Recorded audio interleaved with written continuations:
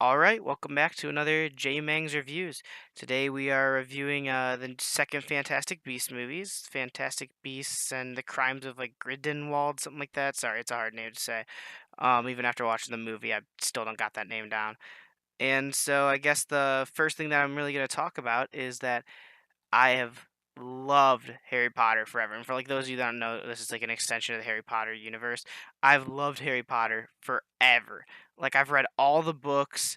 I remember when the Deathly Hallows came out, the Hudson, Ohio, they redid Hudson, Ohio for like Diagon Alley, and it was really cool. I went to the midnight release of the book. I was so hyped, and like I mean, I even have like this broomstick up on my wall that you always see in the back of my videos here. This is from I forget which book right now, but it's a gift that Harry's uncle Sirius gifts to him, Sirius Black, and he uses it for Quidditch, and it's his first broom. I think it's like the Nimbus 2000, 9000, something like that. I can't remember the exact name right now. And so, due to my love of Harry Potter, this makes grading this movie really tough for me. And so, I guess I'm going to talk about some positives first, and I'll get into the negatives, and I'll get into like the final score. And so, for my positives of the movie. I absolutely loved Jude Law's portrayal of he plays a young Albus Dumbledore in this movie, and he did it perfectly.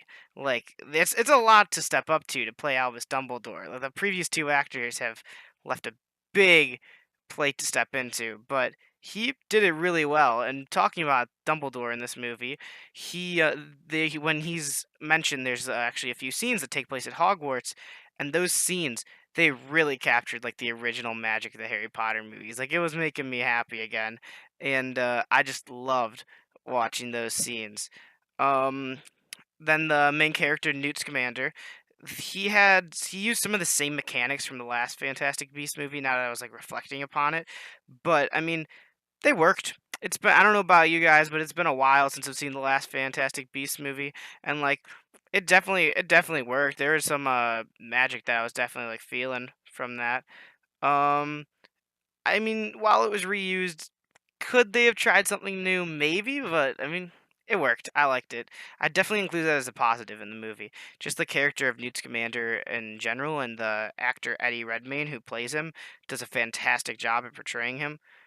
Talking about some negatives of the movie was speaking of acting, Johnny Depp, who plays the main bad guy.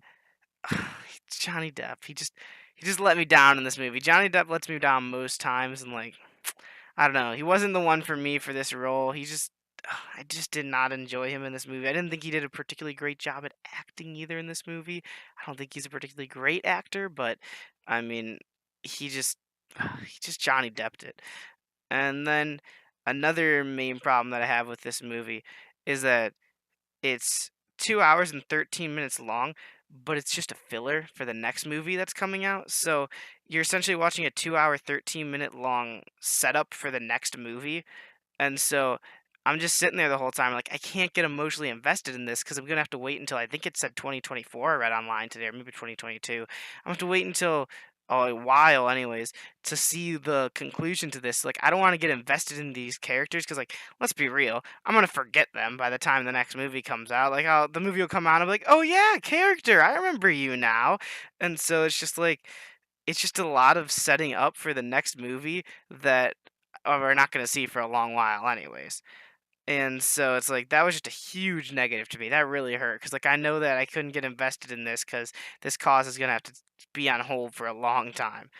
And so finally, let's one more positive. So the score in this movie was fantastic. Like there was and this is something not a lot of people notice in movies, but I always take note of is like the music has to be good in a movie. It builds tension, it creates scenes, it can make or break a scene.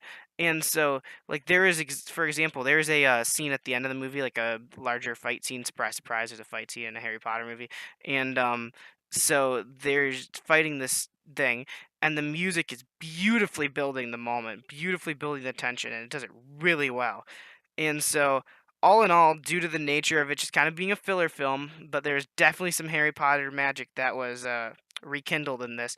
I'm gonna have to give it a 7 out of 10 for J Mang's review on Fantastic Beasts. Thanks for watching, and subscribe for more.